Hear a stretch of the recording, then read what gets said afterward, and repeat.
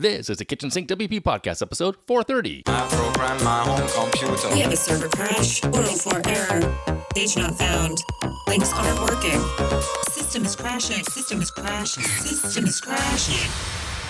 Your old HTML website. Barely alive. We have the technology. We have WordPress. A new website. Better than it was before. Better. Stronger. Faster.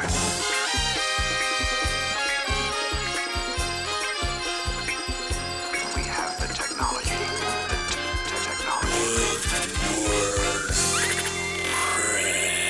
Why, hello everybody, this is Adam Sorvey, the host of the Kitchen Sink WP Podcast. Thanks for being here. Let's get started. All right, upcoming events, there are none. Sad. No upcoming events, no WordCamps in person or online next weekend. But I think the week after that is WordCamp Europe out in Porto, Portugal. I'm pointing like in the air right now. I don't know why. It's a happy morning here. I'm feeling good, clean up the house a little bit and recording a podcast for y'all. Anyway, all right. So no upcoming events. Moving on, segment 1 in the news. Two things to talk about here. First and foremost, WordPress 6.0 RC3 is now available for testing, but you only have a day to test because as of the other piece of news here, tomorrow, the day after this episode comes out, WordPress version 6 should be released into the wild. So there you go. All right. So it's a very short one last day of testing. If you're hearing this podcast first thing in the morning on the 23rd of May 2022. The 24th is the release date currently planned for it, as long as everything goes well. All right, so that's it for that. Segment 2, the meat potatoes this week's episode is about all the briefs. This week I want to talk about briefs. That's right, not quote, air quote, those briefs. I mean, boxers of briefs, that's from like the 80s and 90s joke. But no, I want to talk about different briefs that we may come across as business owners. Now, the reason for this is due to the fact that I'm working through something. Per last week's topic, bootstrapping versus raising funds for a new idea that I have. In this case, I'm looking at approaching this project from a different angle, being that I don't really want to self-fund it. I want to I think I'm leaning towards trying to find some outside capital. So I was thinking I need to write out a brief. At least I think I do, in talking to some people about it. And in digging in, I found that there are a variety of brief types. And it's a bit confusing, because they can overlap a bit. We'll talk about that in a second. So with that said, I found the 4 types of briefs that I want to share. And yeah, here they are in no specific order, and I'm going to talk about them briefly. This is so confusing. Anyway, there's a project brief, a creative brief, a website brief, and a mobile app brief. And these all are relevant to the situation I'm currently in. So I just want to share this with you as well. Okay. Starting with the project brief. Now, a project brief should communicate your project's approach and the process your team is going to use to manage the project according to scope. Now, although a project brief could be arguably the most important document you create on your project, any good project starts with this this concept, right? If you handle it with I'm gonna go with great consideration. Great power, great consideration. A good brief needs to act as an agreement on the project objectives, the scope, the major deliverables, the milestones, the timing, the activities, and the overall processes, even the resources you might need to deliver your project or product. So it could take time to do this, right? It could take months if you want to go that route. So that's I think the project brief technically is the most widely encompassing. So now a creative brief is different because whereas a good project brief will show how the project team is expected to handle the issues or the constraints, which may not be limited to what to prioritize and where to make adjustments, the creative brief is used in projects that require creative strategy. So branding or rebranding, campaigns for marketing, advertising, graphics or multimedia design. The creative brief is like a subset inside the project, potentially. Okay. Now, of course, then we go into website brief. Now, this is something that many of us in the agency space have already done or we do weekly in some capacity when we talk to new clients or new projects. And oftentimes we have the client do a bunch of this for us in the sense that they fill out a form on the website. For example, their name, their email, their budget, their time frame, websites they'd like the look of, info about their current website if they have one, the good, the bad, the ugly, why they want a new site, how many pages they have, the content, who's going to write it, does it need to be rewritten, is it current?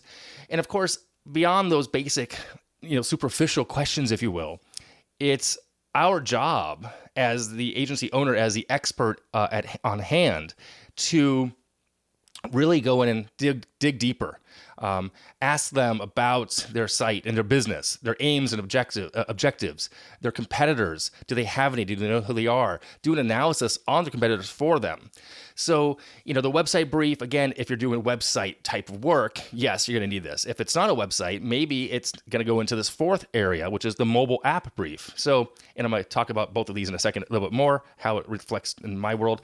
So basically, what's the purpose of the app? Okay, tell us the problem you're trying to solve for the mobile application.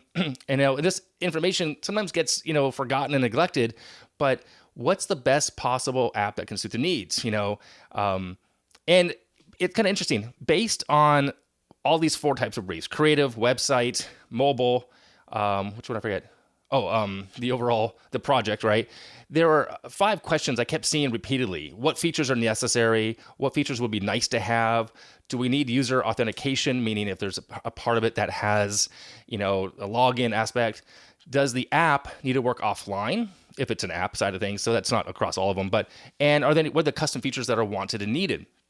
Now, again, these could be used across the board for all 4 types of briefs, which is then confusing. Okay, so now, truth be told, in my research, both project and creative briefs are often interchangeable. I noticed that. But I also saw the creative was inside of the project, and I saw as well mobile and website could be inside the whole thing as well, right? The whole thing could be the whole project. So it's confusing, but it takes time, and it's important to really narrow your focus down on the task at hand. That's what I'm working on right now. I'm really trying to focus the energies and what I want the tool that I'm trying to build to be really understood by the developer, by the team. I'm not so worried about right now the creative aspect, because that I think for me would come secondary, or the website.